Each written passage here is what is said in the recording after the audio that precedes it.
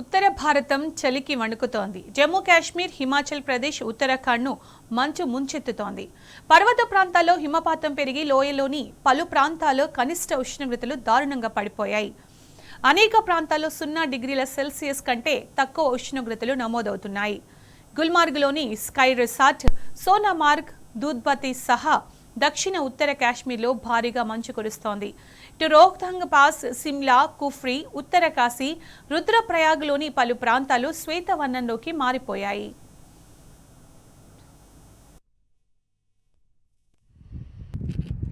ధవళ వర్ణపు అందాలు ఓవైపు పర్యాటకులను ఆకర్షిస్తుంటే మరోవైపు స్థానికులు ఇబ్బందులు పడుతున్నారు.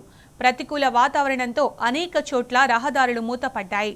మొఘల్ రోడ్, శ్రీనగర్ లేహ్ జాతీయ రహదారి, సింతాన్, జమ్మూ, శ్రీనగర్ జాతీయ రహదారిపై ట్రాఫిక్ నిలిచిపోయింది.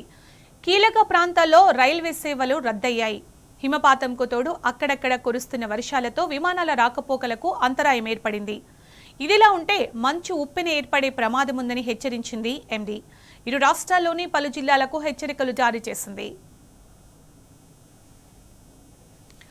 రాబోయే రోజుల్లో మంచు తీవ్రత ఎక్కువయ్యే అవకాశం ఉండడంతో 3 రాష్ట్రాల్లోని అధికారులు అప్రమత్తమయ్యారు. శీతాకాల సంసిద్ధతపై ముఖ్యమంత్రి జమ్మూ కాశ్మీర్ ఒమర్ అబ్దుల్లా ఉన్నత స్థాయి సమీక్ష నిర్వహించారు.